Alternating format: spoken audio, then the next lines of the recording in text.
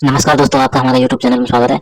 पशु परिचर के लिए हमने नई टेस्ट सीरीज चालू की है। 10 दिन में आप पशु परिचर की तैयारी कर सकते हैं। इसमें फर्स्ट रिवीजन द्वारा मॉडल पेपर तैयार किए गए हैं। आप मॉडल पेपर को जल्दी जल्दी 1 या 2 बार 3 बार जितनी बार हो सके फर्स्ट रिवीजन कीजिए और इसमें आप कम समय में अच्छी तैयारी कर पाएंगे। और आपने यदि अगर चैनल को सब्सक्राइब नहीं किया तो चैनल को सब्सक्राइब कर लीजिए, वीडियो को लाइक कीजिए, शेयर कीजिए। अब देखते हैं आज का हमारा अपना मॉडल पेपर। में पुलिस महानिरीक्षक सम्मेलन का आयोजन है 5 से 7 जनवरी 2024 को कहां पर हुआ? सभी को पता होगा दोस्तों। ये सम्मेलन है पुलिस महानिरीक्षक सम्मेलन का आयोजन है, ये दोस्तों जयपुर में हुआ था। ठीक है, कहां पर हुआ था? जयपुर में। तो यहां पर अपना इसमें 4 नंबर का ऑप्शन बिल्कुल सही हो जाएगा।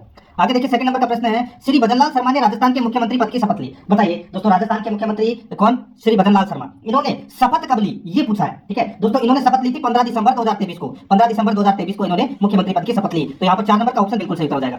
आगे देखिए, 3 नंबर का प्रश्न है, राजस्थान में अब तक कितने उप मुख्यमंत्री रह चुके हैं, यानी कि बन चुके हैं? बताइए, राजस्थान में अब तक कितने उप मुख्यमंत्री बन चुके हैं? तो दोस्तों इसका राइट आंसर हो जाएगा, अब तक का पूछा है तो दोस्तों आपको पता होना चाहिए कि 7 उप मुख्यमंत्री बन चुके हैं अब तक। ठीक है दोस्तों, सबसे पहले उप मुख्यमंत्री थे टीकाराम पालीवाल, उसके बाद में बनाया गया था दोस्तों हरिशंकर भावड़ा को, उसके बाद में बनवारी लाल बैरवा। चौथे नंबर का जो उप मुख्यमंत्री बनी थी दोस्तों वो है कमला बेनीवाल। 5वें नंबर में दोस्तों पिछली सरकार यानी कि सचिन पायलट बने थे। ठीक है, और अब की बार 2 उप मुख्यमंत्री बनाए गए हैं, दिया कुमारी और प्रेमचंद बैरवा। ठीक है, तो यहां पर 7 अब तक उप मुख्यमंत्री बन चुके हैं। 2 नंबर का ऑप्शन बिल्कुल सही उत्तर हो जाएगा। आगे देखिए, कोपेन के जलवायु वर्गीकरण के अनुसार डूंगरपुर और बांसवाड़ा जिलों में किस प्रकार की जलवायु पाई जाती है? दोस्तों डूंगरपुर और बांसवाड़ा जिलों में किस प्रकार की जलवायु पाई जाती है? तो इसका राइट आंसर हो जाएगा दोस्तों, आप सभी को पता होगा दोस्तों, डूंगरपुर बांसवाड़ा के अंदर AW प्रकार की जलवायु है वो पाई जाती है। ठीक है, तो यहाँ पर अपना इसमें 1 नंबर का जो ऑप्शन है वो इसका बिल्कुल सही उत्तर हो जाएगा। ठीक है, ये आपको इसमें याद रखना है। ये कौन सा क्षेत्र आ गया दोस्तों? ये अति आर्द्र वाला क्षेत्र है। ठीक है, 1 नंबर का ऑप्शन सही। आगे देखिए, मालपुरा करौली मैदान भाग है दोस्तों, मालपुरा करौली मैदान भाग है, तो ये कौन से बेसिन का भाग है दोस्तों? ये कौन से बेसिन का है? तो ये बनास बेसिन का भाग है। यहाँ पर 1 नंबर का ऑप्शन बिल्कुल सही उत्तर हो जाएगा, याद रखना। ठीक है, आगे देखिए दोस्तों, अरावली की दूसरी सबसे ऊंची चोटी कौन सी है? अरावली की दूसरी सबसे ऊंची चोटी कौन सी है? सभी को पता होगा दोस्तों, सबसे ऊंची कौन सी है? गुरु शिखर। और गुरु शिखर के बाद में दोस्तों कौन सी आती है? तो देखिए, गुरु के बाद में शेरगढ़। ठीक है, यानी कि शेर, गुरु शिखर, शेर, जरगढ़। ठीक है, तो यहाँ पे शेरगढ़ इसका राइट आंसर हो जाएगा। ठीक है, शेरगढ़ इसका राइट आंसर हो जाएगा। इसकी ऊंचाई है वो है दोस्तों 1597 मीटर है। ठीक है, कितनी है? 1597 मीटर। और गुरु शिखर की ऊंचाई कितनी है? सभी को पता है 1722 मीटर है। मंदिर की मिला ले तो 5 मीटर और जोड़ दीजिए, 1727 मीटर हो जाती है। ठीक है, यहाँ पर शेरगढ़ की ऊंचाई कितनी है? 1597 मीटर। 3 नंबर ऑप्शन बिल्कुल सही इसमें हो जाएगा। ठीक है, आगे देखिए दोस्तों, यहाँ पे राजस्थान का अक्षांश विस्तार है। राजस्थान का अक्षांश विस्तार कितना है दोस्तों? राजस्थान का अक्षांश विस्तार 23 डिग्री 3 मिनट उत्तरी अक्षांश से 30 डिग्री 12 मिनट उत्तरी अक्षांश है, अक्षांश विस्तार है। तो यहाँ पर अपना इसमें राइट आंसर क्या हो जाएगा?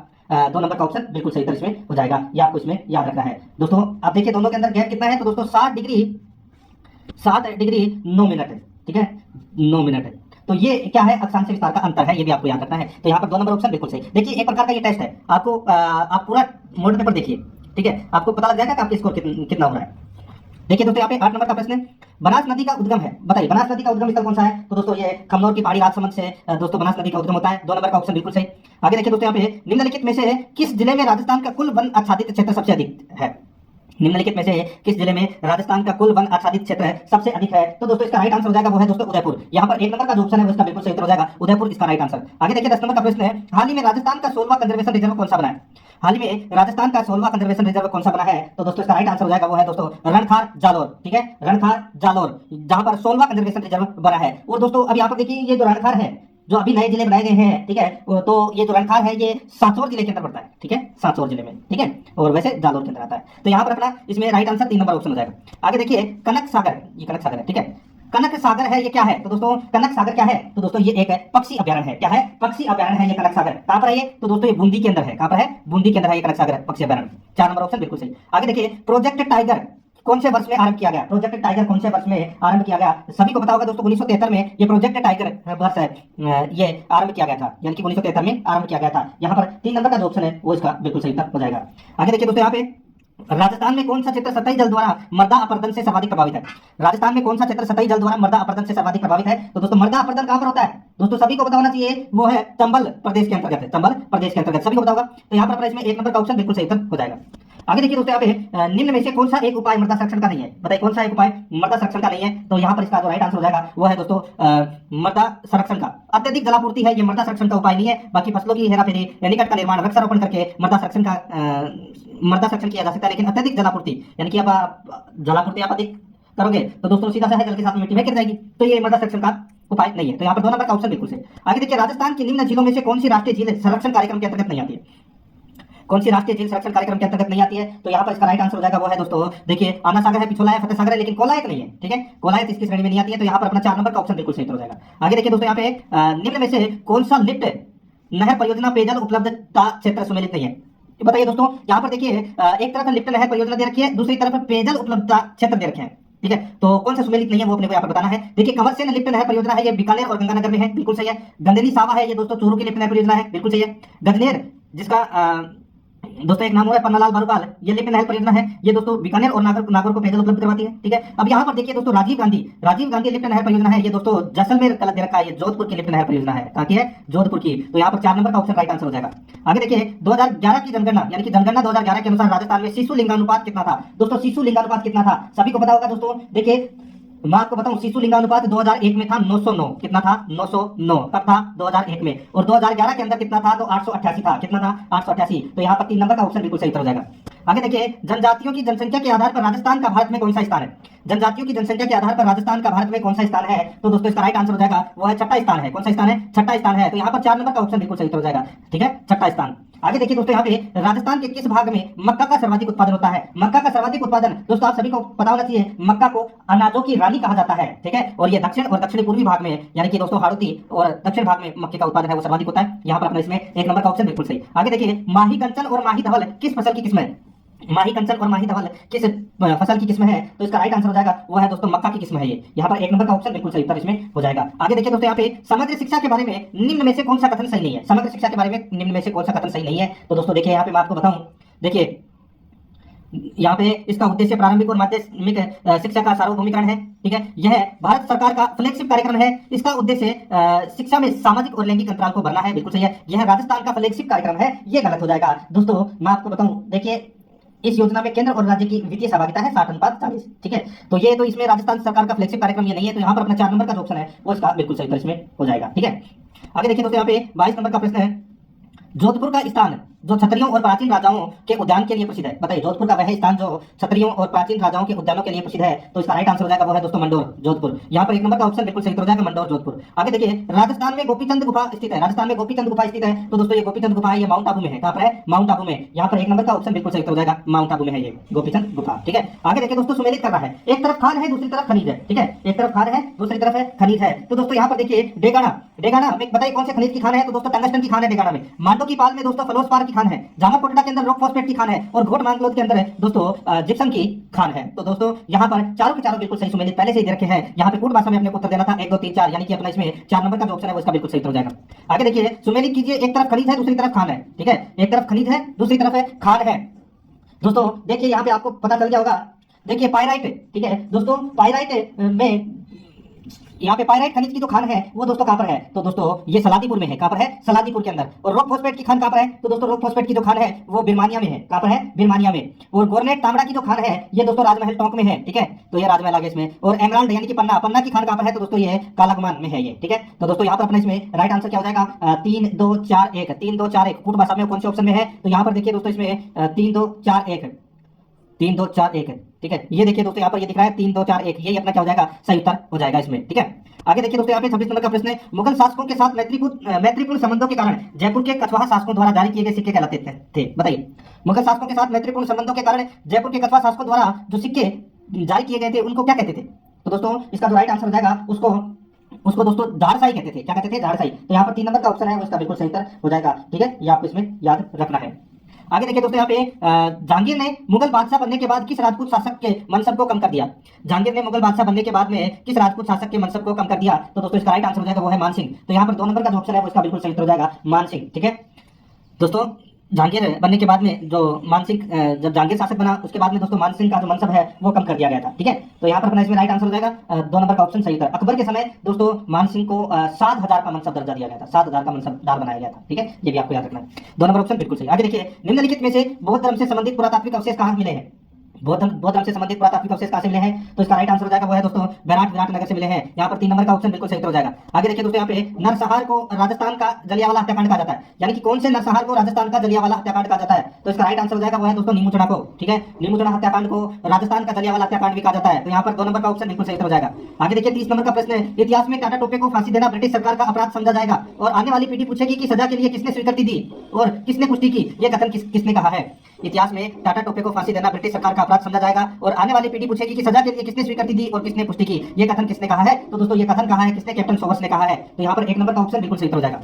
आगे देखिए, एक ही आंदोलन का प्रमुख उद्देश्य क्या था? एक ही आंदोलन का जो प्रमुख उद्देश्य था वो क्या था? तो दोस्तों वो था वेदों में व्याप्त बुराइयों को दूर करना। ये था दोस्तों एक ही आंदोलन का प्रमुख उद्देश्य। ठीक है, तो यहाँ पर अपना इसमें राइट आंसर क्या हो जाएगा? यहाँ पर 1 नंबर का जो ऑप्शन है वो इसका बिल्कुल सही हो जाएगा, याद रखना। ठीक है, वेदों में व्याप्त बुराइयों को दूर करना।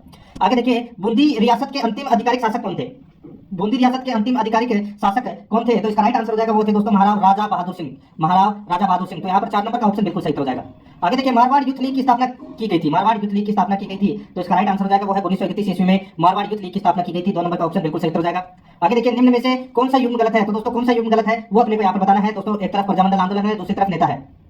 एक तरफ प्रजामंडल आंदोलन है, दूसरी तरफ है नेता है। दोस्तों यहाँ पर देखिए, कोटा प्रजामंडल आंदोलन के नेता थे नेनूराम शर्मा, बिल्कुल सही है। बांसवाड़ा के थे भूपेंद्र नाथ त्रिवेदी, ये भी बिल्कुल सही है। प्रतापगढ़ के थे अमृतलाल पायक, ये भी दोस्तों बिल्कुल सही है। बूंदी प्रजामंडल के आंदोलन के नेता पंडित चुन्नीलाल शर्मा, ये गलत हो जाएगा दोस्तों। मैं आपको बताऊं, बूंदी प्रजामंडल की जो स्थापना है वो दोस्तों कांतिलाल ने की थी। किसने की थी? कांतिलाल ने, याद रखना। ठीक है, तो यहाँ पर अपना इसमें 2 नंबर का ऑप्शन राइट आंसर हो जाएगा। आगे देखिए, अचलगढ़ दुर्ग कहाँ स्थित है? अचलगढ़ दुर्ग दोस्तों ये माउंट आबू में है। 1 नंबर का ऑप्शन बिल्कुल सही हो जाएगा। नेक्स्ट आगे देखिए, तेजाजी की पत्नी का नाम था दोस्तों। तेजाजी की पत्नी का नाम क्या था? तो दोस्तों इसका राइट आंसर हो जाएगा वो है पेमल दे। ठीक है, पेमल दे था दोस्तों। तो यहाँ पर 4 नंबर का ऑप्शन बिल्कुल सही हो जाएगा। आगे देखिए, किस लोक देवता का जन्म उंडू काश्मीर गांव जिला बाड़मेर में हुआ था? तो दोस्तों उंडू काश्मीर में किसका जन्म हुआ था? तो दोस्तों रामदेव जी का जन्म हुआ था। तो यहाँ पर 3 नंबर का जो ऑप्शन है वो इसका बिल्कुल सही हो जाएगा। आगे देखिए, जोधपुर का महामंदिर उपासना स्थल है। जोधपुर का महामंदिर उपासना स्थल है, तो वो कौन सा है? तो दोस्तों इसका जो राइट आंसर हो जाएगा वो है दोस्तों नाथ संप्रदाय का महामंदिर है। यहाँ पर 4 नंबर का जो ऑप्शन है वो इसका बिल्कुल सही हो जाएगा। आगे देखिए, गोविंदेव मंदिर जयपुर एवं मदन मोहन मंदिर करौली का संबंध किस संप्रदाय से है? गोविंदेव मंदिर जयपुर और मदन मोहन मंदिर करौली का जो ये मंदिर है ये किस संप्रदाय से संबंधित है? तो इसका राइट आंसर हो जाएगा दोस्तों ये गौड़ीय संप्रदाय के मंदिर है। 2 नंबर का ऑप्शन बिल्कुल सही हो जाएगा। ग्रेटोर स्थित कछवा शासकों की छतरियां किस किले की तलहटी में मिलती है? तो इसका जो राइट आंसर हो जाएगा वो है दोस्तों कहां पर? तो ये नारगढ़ में मिलती है दोस्तों, नारगढ़ की तलहटी में। तो यहाँ पर 2 नंबर का ऑप्शन बिल्कुल सही। आगे देखिए, सीताबाड़ी का मेला सहरिया जनजाति का कुंभ कहलाता है। ठीक है, ये सीताबाड़ी का मेला कहाँ लगता है? तो दोस्तों ये मेला लगता है कहाँ पर? तो दोस्तों मैं आपको बताऊं, ये सीताबाड़ी का मेला है ये बारां जिले की शाहबाद तहसील के सीताबाड़ी नामक स्थान पर दोस्तों ये ज्येष्ठ अमावस्या को ये मेला पड़ता है। ठीक है, और सीताबाड़ी सहरिया जनजाति का ये कुंभ भी माना जाता है। ये भी आपको इसमें याद रखना है। ठीक है, और ये शाहबाद और किशनगंज तहसील में निवास करती है ये सहरिया जनजाति मुख्यतः। ठीक है, यानी कि 12 जिले में ये बढ़ता है प्रमुखतः, यानी कि केलवाड़ा 12 जिसको बोल सकते हैं। तो यहाँ पर 3 नंबर का जो ऑप्शन है वो इसका बिल्कुल सही उत्तर हो जाएगा। आगे देखिए दोस्तों, श्रीलाल जोशी का संबंध था। श्रीलाल जोशी का संबंध किससे था? तो दोस्तों ये फड़ चित्रण से संबंधित थे दोस्तों श्रीलाल जोशी। 1 नंबर ऑप्शन सही। आगे देखिए, महणसर प्रसिद्ध है, ये तो सभी को पता होगा दोस्तों। महणसर कहाँ पर है? तो ये झुंझुनू में है। और ये दोस्तों क्यों प्रसिद्ध है? तो दोस्तों ये सोने की चित्रकारी के लिए प्रसिद्ध है। तो यहाँ पर अपना इसमें राइट आंसर है 1 नंबर का ऑप्शन बिल्कुल सही हो जाएगा। ठीक है, हवेली के लिए प्रसिद्ध है ये महणसर। तो यहाँ पर इसमें 1 नंबर ऑप्शन बिल्कुल सही। आगे देखिए, गोगानोमी कहा जाता है, बताइए गोगानोमी कब मनाई जाती है? तो दोस्तों ये भी सभी को पता होगा, भाद्रपद के कृष्ण पक्ष की नवमी को गोगानोमी मनाई जाती है, यानी कि भाद्रपद की कृष्ण पक्ष की नवमी को गोगानोमी कहा जाता है। तो यहाँ पर 1 नंबर ऑप्शन बिल्कुल सही। आगे देखिए, कौन सा क्षेत्र है कौन से क्षेत्र में चैत्र शुक्ल पंचमी को गुलाबी गणगौर मनाई जाती है? कौन से क्षेत्र में चैत्र शुक्ल पंचमी को गुलाबी गणगौर मनाई जाती है? तो दोस्तों गुलाबी गणगौर है ये नाथ द्वारा में मनाई जाती है। तो यहाँ पर 1 नंबर का ऑप्शन बिल्कुल सही हो जाएगा, नाथ द्वारा में गुलाबी गणगौर मनाई जाती है। 1 नंबर का जो ऑप्शन है वो इसका बिल्कुल सही। आगे देखिए, राजस्थान का कौन सा जिला अजरक प्रिंट के लिए प्रसिद्ध है? राजस्थान का कौन सा जिला अजरक प्रिंट के लिए प्रसिद्ध है? सभी को पता होगा दोस्तों, ये प्रसिद्ध है बाड़मेर। 4 नंबर ऑप्शन बिल्कुल सही। आगे देखिए, निम्नलिखित में से कौन सा युग्म है यानी कि आभूषण और अंग सही सुमेलित नहीं है? तो कौन सा इसमें सही सुमेलित नहीं है वो अपने को यहाँ पर बताना है दोस्तों। यहाँ पर देखिए, मेमंद सिर का आभूषण है, बिल्कुल सही है। सुरलिया कान का आभूषण है, बिल्कुल सही है। कंठी गले का आभूषण है, बिल्कुल सही है। मुंदड़ी कलाई का आभूषण नहीं है। तो दोस्तों ये मुंदड़ी है, ये किसका आभूषण है? तो दोस्तों ये हाथ की जो अंगुली होती है, ठीक है, उसका आभूषण है दोस्तों। ये हाथ की अंगुली का ये क्या है? आभूषण है। तो यहाँ पर 4 नंबर का ऑप्शन बिल्कुल सही हो जाएगा। आगे देखिए, जैन कवि समय सुंदर रचना नहीं है, बताइए जैन कवि समय सुंदर की रचना कौन सी नहीं है? तो दोस्तों इसका राइट आंसर हो जाएगा कौन सी रचना नहीं है? तो दोस्तों यहाँ पर देखिए, पद्मिनी चरित्र चौपाई, ये जैन कवि समय सुंदर की रचना नहीं है। बाकी मृगावती रास, नैल दमयंती चौपाई और सीताराम चौपाई, ये तीनों रचना है जैन कवि समय सुंदर की। तो यहाँ पर अपना इसमें 3 नंबर ऑप्शन बिल्कुल सही। आगे देखिए, झालावाड़ की मुख्य बोली है, झालावाड़ की मुख्य बोली कौन सी है? तो वो है दोस्तों हाड़ौती। यहाँ पर 2 नंबर का ऑप्शन बिल्कुल सही हो जाएगा। आगे देखिए, 13 ताली का नृत्य किस अवसर पर किया जाता है? तो कौन से अवसर पर किया जाता है? तो दोस्तों रामदेव जी के मेले में 13 ताली का नृत्य किया जाता है। ठीक है, 13 ताली नृत्य किया जाता है। आगे देखिए, प्रसिद्ध राजस्थानी लोकगीत पाथल और पीथल के रचयिता है, तो वो कौन है? तो वो है दोस्तों कन्हैया लाल सेठिया। सभी को पता होगा, 3 नंबर ऑप्शन बिल्कुल सही। आगे देखिए, बदर का संबंध किससे है? बदर का संबंध किससे है? तो दोस्तों अंत्येष्टि संस्कार से है दोस्तों। अंत्येष्टि संस्कार से संबंधित है बदर का संबंध। तो यहाँ पर अपना इसमें 2 नंबर का ऑप्शन बिल्कुल सही। आगे देखिए, पृथ्वी एवं सूर्य के मध्य अधिकतम दूरी की स्थिति को किस नाम से जानते हैं? पृथ्वी एवं सूर्य के मध्य अधिकतम दूरी की स्थिति को किस नाम से जानते हैं? तो दोस्तों इसको जानते हैं अपसोर के नाम से जानते हैं। किस नाम से? अपसोर के नाम से। तो यहाँ पर 2 नंबर का ऑप्शन बिल्कुल सही। नेक्स्ट आगे देखिए, जब 82 डिग्री 30 मिनट पूर्वी देशांतर पर मध्याह्न हो, तब प्रातः के 6:30 बजे किस देशांतर या अंश पर बजेगी? दोस्तों अगर यहाँ पे सीधा सा है, देखिए अगर इंडिया में 6:30 बज रहे हैं, ठीक है, तो अब यहाँ पर देखिए 82.5 डिग्री पूर्वी देशांतर, जिसको अपन दोस्तों क्या बोलते हैं? मानक समय रेखा बोलते हैं। क्या बोलते हैं? मानक समय रेखा बोलते हैं, ठीक है। ग्रीनविच जिसको आप बोल सकते हैं, 0 डिग्री जिसको बोल सकते हैं। दोस्तों अब देखिए यहाँ पे आप सभी को पता है कि 82.5 डिग्री है, ठीक है, यानी कि भारत और ये 0 डिग्री है, ठीक है। इसमें जो अंतर 5.5 घंटे का है। कितने घंटे का है? 5.5 घंटे का, ठीक है। तो सीधा सा है दोस्तों, 5.5 घंटे मतलब कितनी मिनट हो गई? तो दोस्तों 330 मिनट, ठीक है। और दोस्तों आप सभी को पता है एक देशांतर बराबर क्या होता है? 4 मिनट। तो 330 में आप 4 का भाग दे दीजिए, कितना आएगा? तो दोस्तों ये आएगा 82 डिग्री 30 मिनट, ठीक है। कितना आएगा? वही 82 डिग्री 30 मिनट दोस्तों इसमें आएगा, ठीक है। और 82 डिग्री 30 मिनट को क्या बोलते हैं दोस्तों? 0 डिग्री बोलते हैं, ठीक है। तो यहाँ पर दोस्तों इसका राइट आंसर हो जाएगा 0 डिग्री पूर्व या पश्चिम पर। तो यहाँ पर अपना इसमें राइट आंसर हो जाएगा 3 नंबर ऑप्शन बिल्कुल सही। आगे देखिए, किसी स्थान का मानक समय निर्धारित करने का आधार होता है, तो दोस्तों वो आधार क्या होता है? तो इसका राइट आंसर हो जाएगा, वो आधार होता है दोस्तों प्रधान मध्याह्न रेखा, जिसको अपन 0 डिग्री बोलते हैं। तो यहाँ पर अपना इसमें 4 नंबर का ऑप्शन बिल्कुल सही हो जाएगा। आगे देखिए दोस्तों, यहाँ पे ओखोट्स्क सागर क्यूराइल द्वीप समूह है, उत्तरी जापान एवं एक लंबे प्रायद्वीपीय से घिरा है। इस प्रायद्वीप का नाम क्या है? दोस्तों इस प्रायद्वीप का नाम क्या है? तो दोस्तों इस प्रायद्वीप का नाम है कमचटका। क्या नाम है? कमचटका। यहाँ पर 1 नंबर का जो ऑप्शन है वो इसका बिल्कुल सही हो जाएगा, कमचटका, ठीक है। आगे देखिए दोस्तों, यहाँ पे पी कोटेश्वरम ने आधुनिक सिद्धांतों में से एक दिया जो संबंधित है। पी कोटेश्वरम ने आधुनिक सिद्धांतों में से एक दिया जो संबंधित है दोस्तों मानसून की उत्पत्ति से संबंधित है। जो यहाँ पर 2 नंबर का जो ऑप्शन है वो इसका बिल्कुल सही हो जाएगा, मानसून की उत्पत्ति से संबंधित है। आगे देखिए, निम्नलिखित किस पहाड़ी पर पूर्वी घाट पश्चिमी घाट से मिलता है? निम्नलिखित किस पहाड़ी पर पूर्वी घाट पश्चिमी घाट से मिलता है? तो दोस्तों इसका राइट आंसर हो जाएगा, बताइए, यानी कि किस पहाड़ी पर पूर्वी घाट और पश्चिमी घाट मिलता है? तो इसका राइट आंसर हो जाएगा वो है दोस्तों नीलगिरी पहाड़ी पर दोस्तों पूर्वी घाट और पश्चिमी घाट दोनों मिलते हैं। तो यहाँ पर 3 नंबर ऑप्शन बिल्कुल सही हो जाएगा। आगे देखिए, भारत का सबसे विशाल हिमालय है, भारत का सबसे विशाल हिमालय है, तो वो कौन सा है? तो वह है दोस्तों सियाचिन। यहाँ पर 1 नंबर का जो ऑप्शन है वो इसका बिल्कुल सही हो जाएगा, सियाचिन। आगे देखिए, भारत का सुदूर पश्चिम का बिंदु है, भारत का सुदूर पश्चिम का बिंदु है, तो इसका राइट आंसर कौन सा है? तो वह है दोस्तों 68 डिग्री 7 मिनट पूर्वी गुजरात में।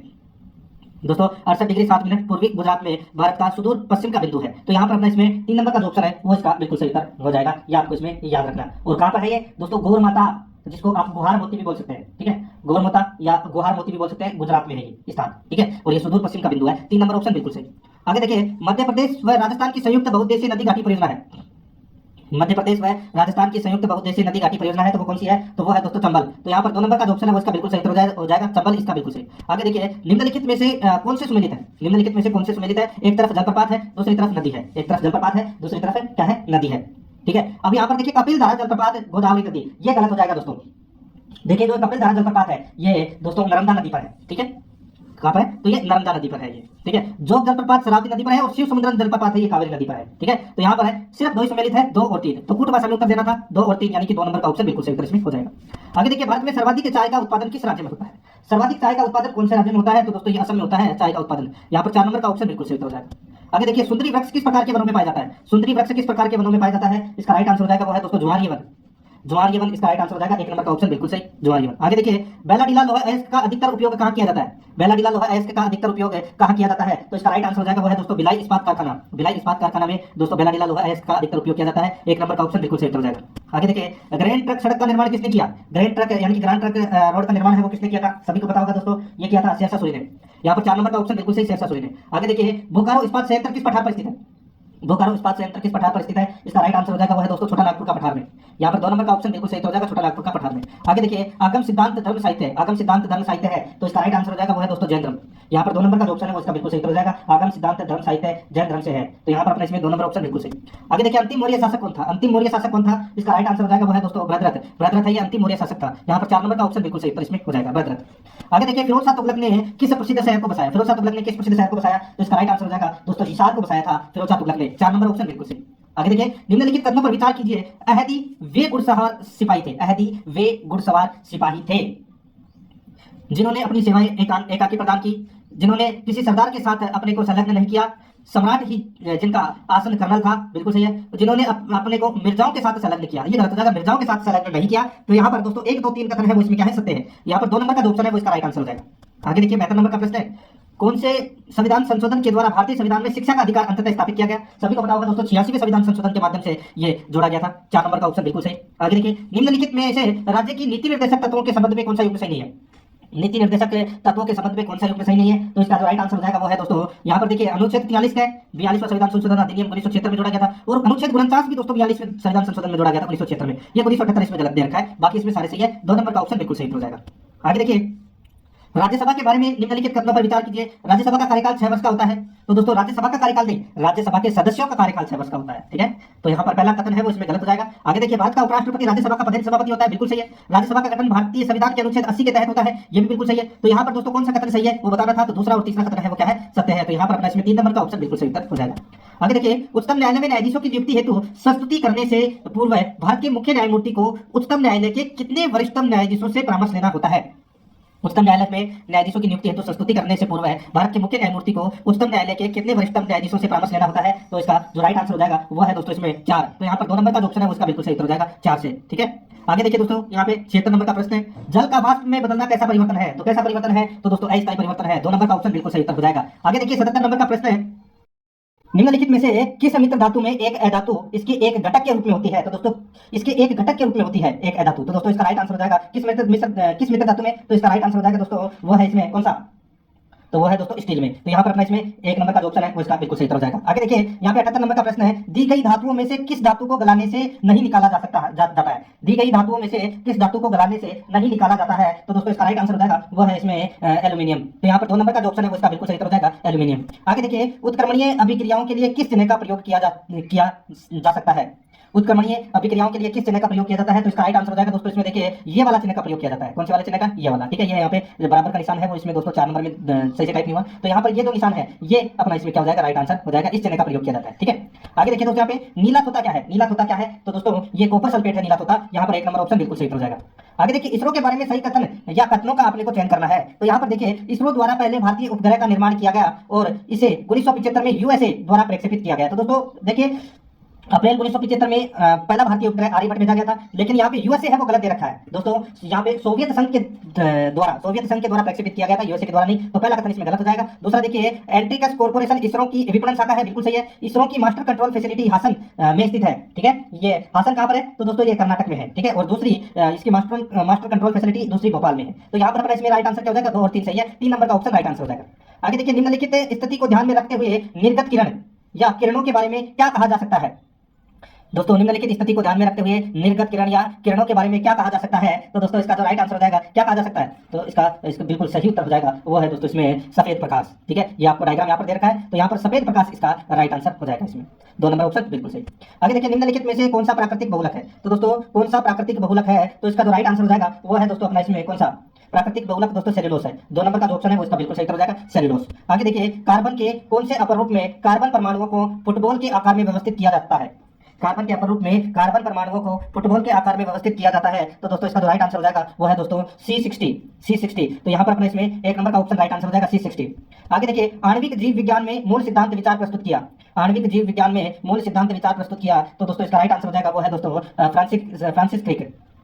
आणविक जीव विज्ञान में मूल सिद्धांत विचार प्रस्तुत किया। तो दोस्तों ये फ्रांसिस क्रिक ने किया। तो यहाँ पर 4 नंबर का जो ऑप्शन है वो इसका बिल्कुल सही हो जाएगा। आगे देखिए, डीएनए फिंगरप्रिंटिंग का उपयोग किन निम्न क्षेत्रों में होता है? डीएनए फिंगरप्रिंटिंग का उपयोग किन निम्न क्षेत्रों में होता है? तो इसका जो राइट आंसर हो जाएगा वो होता है दोस्तों केवल न्यायालयी छानबीन में, सहायक वैज्ञानिक परीक्षण में, केवल पेतत्व विवाद में, केवल संकटापन्न प्राणियों के रक्षण में। तो दोस्तों इसका राइट आंसर हो जाएगा उपरोक्त सभी क्षेत्रों में। 4 नंबर का ऑप्शन बिल्कुल सही हो जाएगा। आगे देखिए, 2 अथवा अधिक भिन्न आनुवंशिकी युक्त पादपों को क्रॉस कर फसल की नई किस्म का निर्माण कहलाता है। 2 अथवा अधिक भिन्न आनुवंशिकी युक्त पादपों को क्रॉस कर फसल की नई किस्म का निर्माण कहलाता है। तो दोस्तों वो क्या कहलाता है? वो कहलाता है संकरण। क्या कहलाता है? संकरण। 4 नंबर का जो ऑप्शन है वो इसका बिल्कुल सही हो जाएगा, संकरण कहलाता है। आगे देखिए, कौन सा फ्लेवर सेवर टमाटर का विशिष्ट लक्षण है? कौन सा फ्लेवर सेवर टमाटर का विशिष्ट लक्षण है? तो इसका राइट आंसर हो जाएगा वो है दोस्तों बेहतर सेल्फ जीवन। तो यहाँ पर 3 नंबर का ऑप्शन बिल्कुल सही हो जाएगा। आगे देखिए, भारत सरकार ने कब तक टीबी मुक्त भारत का लक्ष्य निर्धारित किया है? कब तक टीबी मुक्त भारत का लक्ष्य निर्धारित किया है? तो इसका जो राइट आंसर हो जाएगा वो है दोस्तों 2025 तक। तो यहाँ पर 4 नंबर का ऑप्शन बिल्कुल सही हो जाएगा। आगे देखिए, इसमें एबीओ और आरएच रक्त समूह रक्त समूह के लिए प्रतिजन पर मौजूद होते हैं। तो दोस्तों प्रतिजन पर मौजूद होते हैं। तो दोस्तों लाल रक्त कोशिकाएं मौजूद होते हैं। यहाँ पर 1 नंबर का ऑप्शन बिल्कुल सही हो जाएगा। अब दोस्तों यहाँ पे देखिए कुछ प्रश्न आपको मैथ से और साइंस से संबंधित देखने को और मिलेंगे। मैथ से संबंधित प्रश्न है लगभग लगभग, ठीक है। देखिए दोस्तों यहाँ पे 4 वर्ष पूर्व पी तथा क्यू की आयु का अनुपात 5:6 था, ठीक है। 4 वर्ष पूर्व पी और क्यू के आयु का अनुपात 5:6 था। यदि उनकी वर्तमान आयु का योग 52 वर्ष है तो उनकी वर्तमान आयु का अनुपात क्या है? तो दोस्तों उनकी वर्तमान आयु का अनुपात है वो क्या है, वो अपने को यहाँ पर बताना है। दोस्तों अब यहाँ पर आप देख सकते हैं यहाँ पे 4 वर्ष पूर्व है, ठीक है। तो यहाँ पे 5 और 6 था, कितना था? 5 और 6, ठीक है। तो अब इसमें देखिए इसकी तो 5 साल, इसकी 6 साल, ठीक है। अब यहाँ पर आप जिसको भी मल्टीप्लाई करके आप देख सकते हैं तो यानी कि 10 और 12 15 और दोस्तों 18 और यहाँ पे 20 और 24 है, ठीक है। तो यहाँ पे 20 और 24 कितने होते हैं? तो दोस्तों 44 होते हैं, ठीक है। कितने होते हैं? 44, ठीक है। अब आप क्या कीजिए, यहाँ पर देखिए 20 और 24 आपको यहाँ पे 52 के आसपास दिखाई दे रहा है ना, ठीक है। अब यहाँ पर देखिए 4 वर्ष पूर्व की बात हुई थी, तो यहाँ पे पी और क्यू इसमें दोस्तों 4-4 वर्ष दोनों की आयु क्या हो रही है दोस्तों? इसमें पहले की है तो इसमें 4-4 वर्ष है वो कम कर लीजिए, ठीक है। तो यानी कि 4 और 4 कितने हो गए? 8। 52 में से 8 कम कर लीजिए, 52 में से 8 गए तो दोस्तों कितने बचे? तो दोस्तों 52 में से 8 गए तो कितने बचे? 44। कितने बचे? 44। अब दोस्तों यहाँ पर इन दोनों का जो योग है पी और क्यू का, ये पहले जो योग होना चाहिए था वो 4 वर्ष पहले कितना होना चाहिए था? 44, ठीक है। और अनुपात दोस्तों यहाँ पे 5:6 होना चाहिए था। अब देखिए 5 यानी कि पी की आयु कितनी थी? 20 वर्ष और क्यू की आयु कितनी थी? 24 वर्ष, जो कि मैंने आपको यहाँ पे अनुपात के अनुसार बता दी, ठीक है। तो कितनी हो गई? 20 और 24। अब इसमें 4-4 और जोड़ लीजिए तो ये हो गया दोस्तों 24 का, और ये हो गया कितना? ये हो गया 28 का। अब आप इसको काटोगे तो दोस्तों यहाँ पर देखिए 4 से 6 चौका 24, ठीक है। तो ये 6 से कट गया और ये 7 से कट गया, तो यहाँ पे 6/7 इसका राइट आंसर हो जाएगा। 1 नंबर ऑप्शन बिल्कुल सही, ठीक है। आगे देखिए 1 ग्राम 1 की ग्राम का कितना प्रतिशत है? तो दोस्तों ये तो सभी को पता होगा दोस्तों। यहाँ पर 1/1000 × 100 कर लीजिए, बस 2 0 से 2 0 काटा, यानी कि 1/10, यानी कि दोस्तों इसमें क्या हो जाएगा? 0.1%। 3 नंबर का ऑप्शन बिल्कुल सही हो जाएगा इसमें। आगे देखिए पेट्रोल की कीमत 25% की दर से बढ़ जाती है, पेट्रोल पर खर्च न बढ़े इसके लिए यात्रा में कटौती करनी पड़ेगी। तो दोस्तों इसके लिए यात्रा में कटौती करनी पड़ेगी, तो दोस्तों सीधा सा है 25% की दर है वो बढ़ी है, तो यहाँ पे 25/125 × 100 बस काट लीजिए। ये कितनी बार कटा? 5 बार। 100 में 5 का भाग दिया तो कितना आया? 20। तो यहाँ पे 20% इसका राइट आंसर हो जाएगा। 2 नंबर ऑप्शन बिल्कुल सही।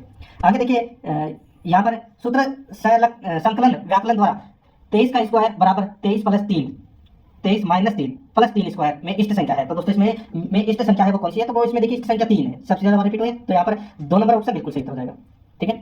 आगे देखिए दोस्तों यहाँ पे वह द्विघात बहुपद है जिसके शून्यकों का योग 1 तथा शून्यकों का गुणनफल 1 है। वह द्विघात बहुपद है जिसके शून्यकों का योग 1 तथा शून्यकों का गुणनफल 1 है। तो यहाँ पर इसका राइट आंसर हो जाएगा वो है दोस्तों x² - शून्यकों का गुणनफल x + शून्यकों का गुणनफल। तो दोस्तों यहाँ पर इसका राइट आंसर हो जाएगा x² - x + 1। तो यहाँ पर अपना इसमें सही उत्तर 1 नंबर का ऑप्शन है वो इसका बिल्कुल सही उत्तर हो जाएगा। आगे देखिए 225 के धनात्मक गुणनखंडों का योगफल है क्या होगा? तो दोस्तों इसके गुणनफल है वो कौन कौन से होंगे? तो ये भी आपको दोस्तों इसमें पता होना चाहिए। तो इसके गुणनफल होंगे दोस्तों 1 3 5 9 15 25 45 75 225, ये इसके गुणनफल है, ठीक है। तो यहाँ पे इनके धनात्मक गुणनखंडों का योगफल है वो कितना होगा? तो इसमें राइट आंसर हो जाएगा 403, ठीक है। यहाँ पर 1 नंबर का ऑप्शन बिल्कुल सही। आगे देखिए 100 संतरे 400 रुपए में खरीदे गए तथा 60 रुपए प्रति दर्जन की दर से बेचे गए, तो कुल प्रतिशत लाभ क्या है? तो कुल प्रतिशत लाभ क्या है तो वो अपने को याद रखना है, बताना है, ठीक है। दोस्तों 100 संतरों का अगर मूल्य कितना है? 400, यानी कि एक संतरे का मूल्य कितना है? 4 रुपए, ठीक है। अब दोस्तों यहाँ पर देखिए 12 संतरों का अगर मूल्य कितना है? तो 12 × क्या करेंगे? 4 करेंगे तो कितना आ गया? 48, यानी कि एक दर्जन का मूल्य कितना हो गया? 48 रुपए, ठीक है।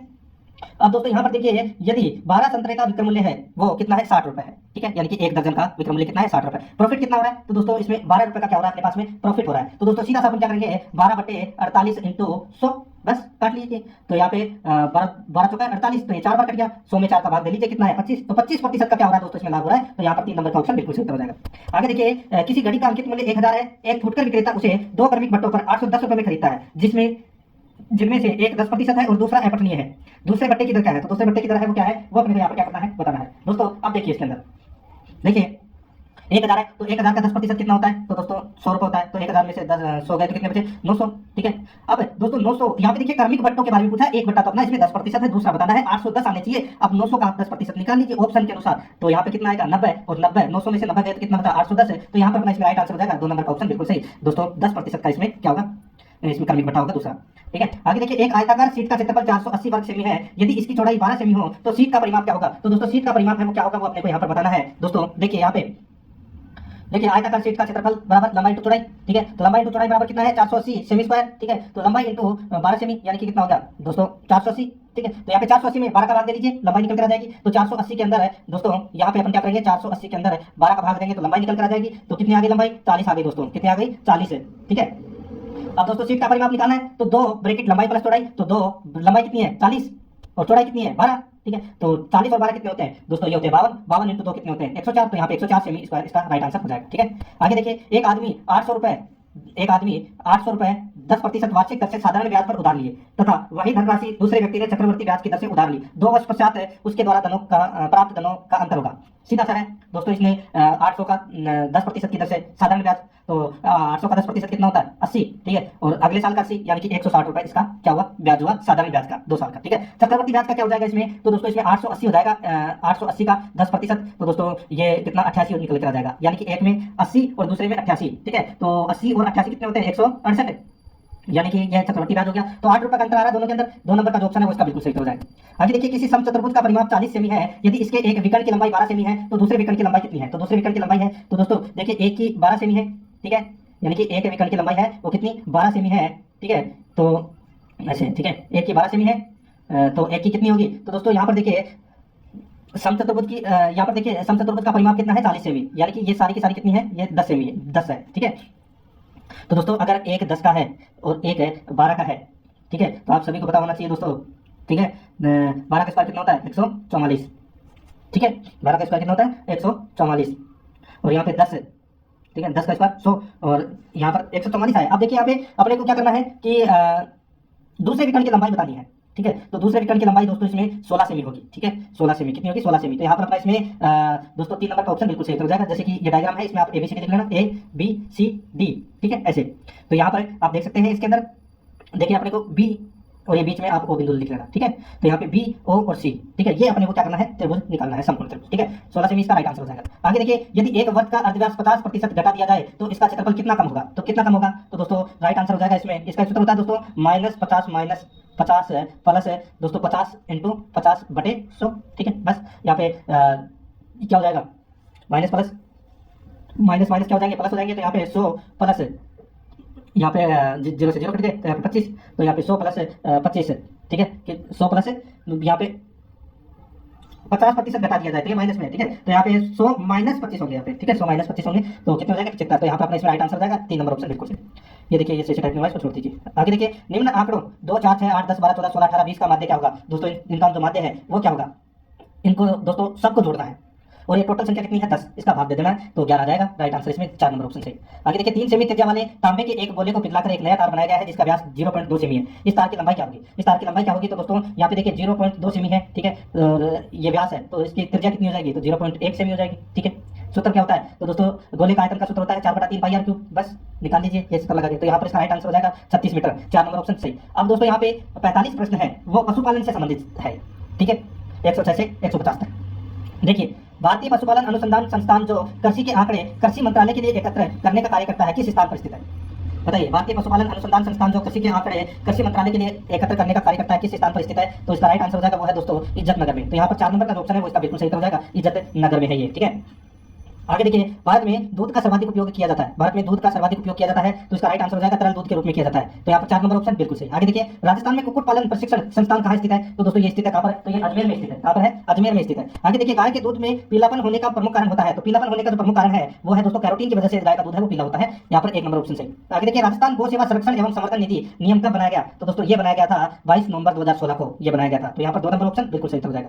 आगे देखिए, भारत सरकार ने किस बजट में गोवर्धन योजना शुरू करने की घोषणा की थी, भारत सरकार ने किस बजट में गोवर्धन योजना शुरू करने की घोषणा शुरू की थी, तो इसका राइट आंसर हो जाएगा वो है बजट 2018-19 में, यहाँ पर 1 नंबर का ऑप्शन बिल्कुल सही हो जाएगा। आगे देखिए, गौमूत्र में दोस्तों 95% जल होता है, 2.5% यूरिया होता है, 2.5% लवण होता है, तो यहाँ पर इसमें राइट आंसर हो जाएगा उपरोक्त सभी क्या है इसमें सही है, 4 नंबर का ऑप्शन बिल्कुल सही हो जाएगा। आगे देखिए, क्रीम निकालते समय दूध का तापमान होना चाहिए, तो दोस्तों दूध का तापमान है वो 32 से 37 डिग्री सेल्सियस के बीच होना चाहिए, यहाँ पर 2 नंबर ऑप्शन बिल्कुल सही। आगे देखिए, दूध में अम्लता किसके कारण होती है, दूध में अम्लता किसके कारण होती है, तो दोस्तों ये होती है CO2 के कारण, एल्यूमिनियम के कारण, फास्फोरस के कारण, तो इसका राइट आंसर हो जाएगा उपरोक्त सभी के कारण दूध में अम्लता होती है, यहाँ पर 4 नंबर का ऑप्शन बिल्कुल सही हो जाएगा। आगे देखिए, भौतिक गुणों के आधार पर प्लास्टिक को कितने प्रकारों में विभाजित किया गया है, तो कितने प्रकारों में विभाजित किया गया है, तो इसका राइट आंसर हो जाएगा वो है दोस्तों 2 प्रकारों में, एक बाह्य और एक अंत है। तो यहाँ पर इसमें राइट आंसर क्या हो जाएगा, 3 नंबर का ऑप्शन है, सॉरी, इसमें 2 प्रकार के प्लास्टिकों यानी कि भौतिक गुणों के आधार पर प्लास्टिक को दो प्रकारों में विभाजित किया गया है, एक है थर्मोप्लास्टिक और एक है थर्मोसेटिंग। ठीक है, तो यहाँ पर 3 नंबर ऑप्शन बिल्कुल सही। आगे देखिए थार पारकर गोवंश के लिए राजस्थान का कौन सा मेला प्रसिद्ध है, तो इसका सही उत्तर हो जाएगा वो है दोस्तों मल्लिनाथ पशु मेला। 1 नंबर ऑप्शन बिल्कुल सही। आगे देखिए हीफर के शरीर का वजन कितना होने पर वह प्रजनन योग्य हो जाती है, हीफर के शरीर का वजन कितना होने पर वह प्रजनन के योग्य हो जाती है, तो इसका राइट आंसर हो जाएगा वो है दोस्तों 250 से 270 किलो। यहाँ पर 4 नंबर का ऑप्शन बिल्कुल सही हो जाएगा। आगे देखिए गाय व भैंसों में भार ज्ञात करने का सूत्र क्या है, शेफर पॉइंट में बताइए। गाय व भैंसों में भार ज्ञात करने का जो सूत्र है वो क्या है, तो वह दोस्तों लंबाई इंच में व हाथ घेरा इंच में स्क्वायर बटे 300। तो यहाँ पर इसमें 1 नंबर का ऑप्शन बिल्कुल सही हो जाएगा। आगे देखिए बछड़े में सभी अस्थायी अगर चरण दांत निकल आते हैं तो दोस्तों कितने दिन में निकल आते हैं, तो ये निकल आते हैं दोस्तों 1 माह में। तो यहाँ पर 4 नंबर का ऑप्शन बिल्कुल सही हो जाएगा। आगे देखिए निम्न में से कौन सी विशेषता वर्मी कंपोस्ट खाद की है, तो कौन सी विशेषता वर्मी कंपोस्ट खाद की है, तो इसका राइट आंसर हो जाएगा वो है दोस्तों यह खाद केंचुए के मल से तैयार जैव उर्वरक है। वर्मी कंपोस्ट के अन्य गोबर खाद की तुलना में नाइट्रोजन 5 गुना, फास्फोरस 6 गुना, पोटास 2 गुना और जिंक 3 गुना अधिक होता है, बिल्कुल सही है। वर्मी कंपोस्ट में एंटीनोमाइसीटीज की मांग देसी खाद की तुलना में 8 गुना अधिक होने से यह फसलों में रोग प्रतिरोधकता बढ़ाती है, बिल्कुल सही है। तो यहाँ पर इसमें उपरोक्त सभी इसका राइट आंसर हो जाएगा 4 नंबर ऑप्शन सही। आगे देखिए वर्मी कंपोस्ट में गोबर की खाद की अपेक्षा कितने गुना नाइट्रोजन पाई जाती है, वर्मी कंपोस्ट में गोबर की खाद की अपेक्षा कितने गुना नाइट्रोजन पाई जाती है, तो इसका राइट आंसर हो जाएगा वो है दोस्तों 5 गुना नाइट्रोजन पाई जाती है। 1 नंबर ऑप्शन बिल्कुल सही हो जाएगा। आगे देखिए निम्नलिखित में से रक्त परजीवी रोग नहीं है, रक्त परजीवी रोग नहीं है, तो इसका राइट आंसर हो जाएगा वो है दोस्तों साल्मोनेलोसिस। ठीक है दोस्तों, यहाँ पर इसमें राइट आंसर क्या हो जाएगा, 4 नंबर ऑप्शन बिल्कुल सही हो जाएगा। ठीक है, साल्मोनेलोसिस, तो यहाँ पर इसमें राइट आंसर 4 नंबर ऑप्शन हो जाएगा। आगे देखिए परजीवी कीड़े सामान्यतः कितने प्रकार के होते हैं, तो दोस्तों ये 2 प्रकार के होते हैं, एक सामान्य एक तो अंतः और एक बाह्य परजीवी। ठीक है, यहाँ पर 3 नंबर ऑप्शन बिल्कुल सही। आगे देखिए संक्रामक गर्भपात या ब्रुसेलोसिस से बचाव का टीका कितने महीने की बछड़ियों या कटड़ियों में केवल एक बार जनवरी माह में लगाया जाता है, संक्रामक गर्भपात या ब्रुसेलोसिस से बचाव का टीका कितने महीने की बछड़ियों या कटड़ियों में केवल एक बार जनवरी माह में लगाया जाता है, तो इसका जो राइट आंसर हो जाएगा वो है दोस्तों 0 से 4 महीने। तो यहाँ पर 2 नंबर का जो ऑप्शन है उसका बिल्कुल सही हो जाएगा। आगे देखिए पेट के केंचुए से बचाव हेतु प्रौढ़ पशुओं को वर्ष में 2 बार कौन से महीने में कृमिहर दवाई पिलाई जाती है, पेट के कछुए से बचाव हेतु प्रौढ़ पशुओं को वर्ष में 2 बार कौन से महीने में कृमिहर दवाई पिलाई जाती है, तो यहाँ पर इसका राइट आंसर क्या हो जाएगा वो है दोस्तों मार्च व नवंबर में। तो यहाँ पर 3 नंबर का ऑप्शन बिल्कुल सही हो जाएगा, मार्च व नवंबर में। आगे देखिए निम्न में से कौन सा कथन सही है, निम्न में से कौन सा कथन सही है, तो यहाँ पर देखिए दूध के उत्पादन और खपत में भारत पूरे संसार में पहले स्थान पर है, बिल्कुल सही है। भारत में दूध उत्पादन 33% जबकि खपत 5% वार्षिक दर से बढ़ रही है, बिल्कुल सही है। पूरे विश्व के कुल पशुधन का 17% पशुधन जबकि पूरे विश्व के क्षेत्रफल का 2.4% क्षेत्रफल भारत में है, बिल्कुल सही है दोस्तों। इसमें सारे के सारे कथन है वो क्या है, सत्य है इसमें। आगे देखिए निम्न में से कौन सा लक्षण है स्वस्थ पशुओं का नहीं है, दोस्तों स्वस्थ पशुओं का लक्षण कौन सा नहीं है, तो यहाँ पर देखिए पशु जुगाली करता है, श्वसन क्रिया व श्वसन गति सामान्य होती है, पशुओं के नथुने नम होते हैं, नासारंध्र से किसी प्रकार का श्राव नहीं निकलता है, दोस्तों बिल्कुल सही है। तो ये स्वस्थ पशुओं के प्रकार है, लेकिन यहाँ पे श्वास लेने में कठिनाई, खांसी या दुर्गंध युक्त श्वास आती है, ये स्वस्थ पशुओं का लक्षण नहीं है, तो यहाँ पर अपना इसमें 4 नंबर ऑप्शन बिल्कुल सही। आगे देखिए चारागाह को किस मौसम में जलाना चाहिए, तो इसका राइट आंसर हो जाएगा वो है इसमें कौन से मौसम में, तो गर्मी के मौसम में। 2 नंबर का ऑप्शन बिल्कुल सही हो जाएगा। आगे देखिए गर्भवती गाय को गर्भ रक्षा हेतु कितना दाना अतिरिक्त देना चाहिए, तो कितना दाना अतिरिक्त देना चाहिए, तो दोस्तों 1 से 1.5 किलो दाना है वो अतिरिक्त देना चाहिए। 3 नंबर ऑप्शन बिल्कुल सही। आगे देखिए साइलेज बनाने के लिए फसलों को कौन सी अवस्था में काटा जाता है, तो इसका राइट आंसर हो जाएगा वो है दोस्तों फूलने की अवस्था में। यहाँ पर 4 नंबर का ऑप्शन बिल्कुल सही हो जाएगा, फूलने की अवस्था में। आगे देखिए सेवन घास से संबंधित असत्य कथन को अलग करें, सेवन घास से संबंधित असत्य कथन को अपने को यहाँ पर क्या करना है, अलग करना है। तो यहाँ पर देखिए इसमें यह ककरीली व पथरीली भूमि में अच्छी पैदा होती है, ये गलत हो जाएगा दोस्तों। सेवन घास, ये सेवन घास आप सभी को पता है कि कहाँ पाई जाती है, तो ये दोस्तों जैसलमेर में पाई जाती है ये सेवन घास, ठीक है। और वहां पर क्या है, रेत ही रेत है, ठीक है। देखिए सेवन को घासों का राजा कहते हैं, सेवन का वानस्पतिक नाम है लेसियूरस सिंडिकस है। सेवन एक बहुवर्षीय घास है जो पश्चिमी राजस्थान के शुष्क क्षेत्रों में पाई जाती है, जैसलमेर के क्षेत्रों में, और ये दुधारू पशुओं के लिए उपयोगी है। तो यहाँ पर अपना इसमें राइट आंसर ये गलत दे रखा है 4 नंबर का कथन। आगे देखिए राजस्थान में पाई जाने वाली घास जो सूखा तथा लवणता सहन कर सकती है परंतु अम्लता सहन नहीं कर सकती, तो वो कौन सी घास है, तो दोस्तों वो घास है खरड़ घास, ठीक है। ये राजस्थान की घासों के प्रकार है दोस्तों, सेवन, धामन, खरड़, ठीक है। तो यहाँ पर 3 नंबर का ऑप्शन बिल्कुल सही हो जाएगा। आगे देखिए एक होवर प्रकार के ब्रूडर में कितने चूजे पाले जाते हैं, एक होवर प्रकार के ब्रूडर में कितने चूजे पाले जाते हैं, तो दोस्तों कितने चूजे, तो इसमें 150 से 200 चूजे पाले जाते हैं। तो यहाँ पर 3 नंबर ऑप्शन बिल्कुल सही। आगे देखिए निषेचित अंडे प्राप्त करने के लिए नर मादा का अनुपात कितना होना चाहिए, निषेचित अंडे प्राप्त करने के लिए नर मादा का अनुपात कितना होना चाहिए, तो दोस्तों ये होना चाहिए 1:10। तो यहाँ पर इसमें 3 नंबर का ऑप्शन बिल्कुल सही। आगे देखिए मशीन द्वारा दुग्ध दोहन का औसत दबाव क्या होता है, तो औसत दबाव है वो कितना होता है, तो ये होता है दोस्तों 280 से 360 mmHg, ठीक है, ये होता है दोस्तों। तो यहाँ पर अपना इसमें राइट आंसर हो जाएगा 1 नंबर का ऑप्शन है उसका बिल्कुल सही उत्तर हो जाएगा। तो आगे देखिए टीट कप क्या होता है, बताइए टीट कप क्या होता है, तो दोस्तों टीट कप है ये मशीन द्वारा दुग्ध दोहन का यंत्र है टीट कप। तो यहाँ पर 1 नंबर ऑप्शन बिल्कुल सही हो जाएगा। आगे देखिए कृत्रिम गर्भाधान के लिए एक मिनिस्ट्रा में कितनी सीमेंट की मात्रा होती है, कृत्रिम गर्भाधान के लिए एक मिनिस्ट्रा में कितनी सीमेंट की मात्रा होती है, तो इसका राइट आंसर हो जाएगा वो है दोस्तों 0.25 ml। तो यहाँ पर इसमें 3 नंबर ऑप्शन बिल्कुल सही। आगे देखिए मादा के ताव यानी कि गर्मी में आने पर अधिक सक्रिय एवं प्रभावशाली होने वाला हार्मोन है, तो वो कौन सा है, तो वो है दोस्तों इसमें कौन सा है, तो इसका राइट आंसर हो जाएगा वो है एस्ट्रोजन। तो यहाँ पर इसमें 4 नंबर का ऑप्शन बिल्कुल सही हो जाएगा, एस्ट्रोजन। आगे देखिए, गाय की नागौरी नस्ल का मुख्यतः किस लिए उपयोग किया जाता है? तो किस लिए उपयोग किया जाता है? तो दोस्तों प्रारूप नस्ल के रूप में किया जाता है। यहाँ पर 1 नंबर का ऑप्शन बिल्कुल सही हो जाएगा। आगे देखिए, निम्नलिखित में से गाय की कौन सी नस्ल पाली जाल और बाड़मेर में पाई जाती है? तो दोस्तों इसका राइट आंसर हो जाएगा काकरेज। तो यहाँ पर 2 नंबर का ऑप्शन बिल्कुल सही हो जाएगा, काकरेज नस्ल की गाय पाली जाती है जालौर, पाली और बाड़मेर में, ठीक है। आगे देखिए, एक अच्छे साइलेज में किसकी मात्रा अधिक होती है? एक अच्छे साइलेज में कार्बोहाइड्रेट की मात्रा है वो अधिक होती है। 3 नंबर ऑप्शन बिल्कुल सही। आगे देखिए, मुर्गी के अंडे में कितने प्रतिशत जल की मात्रा पाई जाती है? सही उत्तर हो जाएगा दोस्तों 66% जल की मात्रा पाई जाती है। आगे देखिए, भारत में मुर्गी पालन के जनक कौन है? तो दोस्तों मुर्गी पालन के जनक है वो कौन है? तो वह है दोस्तों डॉक्टर बीवी राव। डॉक्टर बीवी राव है ये दोस्तों मुर्गी पालन के जनक है। 3 नंबर ऑप्शन बिल्कुल सही। आगे देखिए, बेरी से प्राप्त सूखे पत्ते पशुओं को खिलाने के काम में लेते हैं, इन्हें सामान्यतः किस नाम से जाना जाता है? तो दोस्तों इन्हें पाला के नाम से जाना जाता है, ठीक है, जिसको पाला बोलते हैं। आगे देखिए, फोग रेगिस्तानी क्षेत्रों में बालू रेत के टीलों पर पाई जाने वाली मुख्य बहुवर्षीय झाड़ी है, इसका वैज्ञानिक नाम क्या है? फोग रेगिस्तानी क्षेत्रों में बालू रेत के टीलों पर पाई जाने वाली मुख्य बहुवर्षीय झाड़ी है, इसका वैज्ञानिक नाम क्या है? तो दोस्तों इसका वैज्ञानिक नाम है कैलिगोनम पोलीगोनोइड्स। तो यहाँ पर इसमें 1 नंबर का ऑप्शन है उसका बिल्कुल सही हो जाएगा। आगे देखिए, निम्न में से राष्ट्रीय डेयरी अनुसंधान संस्थान किसके द्वारा विकसित गाय की संकर नस्ल है? बताइए। तो दोस्तों इसका जो राइट आंसर हो जाएगा वो है करण फ्रीज की, ठीक है, करण फ्रीज। तो यहाँ पर अपना इसमें राइट आंसर हो जाएगा ये 4 नंबर का ऑप्शन बिल्कुल सही हो जाएगा। आगे देखिए, राजस्थान की भेड़ों में सबसे बड़ी भेड़ की नस्ल है, तो सबसे बड़ी भेड़ की नस्ल है तो वो कौन सी है? तो वो है दोस्तों जैसलमेरी, ठीक है। तो यहाँ पर अपना इसमें राइट आंसर हो जाएगा 2 नंबर ऑप्शन बिल्कुल सही। आगे देखिए, जाफराबादी भैंस के दूध में वसा की मात्रा पाई जाती है, जाफराबादी भैंस के दूध में वसा की मात्रा पाई जाती है, तो दोस्तों ये पाई जाती है 7 से 9%। यहाँ पर 2 नंबर का ऑप्शन बिल्कुल सही हो जाएगा। आगे देखिए, निम्नलिखित में से कौन सी विधि पशुओं में दुग्ध दोहन हेतु उपयुक्त नहीं है? निम्न में से नकलिन विधि। आगे देखिए, निम्नलिखित में से किस मादा। दोस्तों आपने पशु परिचर का मॉडल पेपर देखा, हमारे सभी मॉडल पेपर प्ले लिस्ट में तैयार है। आप वहां से प्ले लिस्ट में से अपने पुराने मॉडल पेपर भी देख सकते हैं। सभी मॉडल पेपर प्ले लिस्ट में है। आप एक एक दो करके सभी मॉडल पेपर को फर्स्ट रिवीजन कर लीजिए। ये फर्स्ट रिवीजन से इसके अंदर जितने भी सवाल है आपको कम समय में जल्दी से जल्दी तैयारी मिलेगी। 10 दिन में हमारा टारगेट है, 10 दिन में पूरा कोर्स कंप्लीट करा दिया जाएगा। इसके अंदर आप हमारे मॉडल पेपर को देख करके अपनी तैयारी मजबूत कर सकते हैं। वीडियो देखने के लिए आपका बहुत बहुत धन्यवाद। चैनल को सब्सक्राइब कर लीजिए अगर सब्सक्राइब नहीं किया है तो।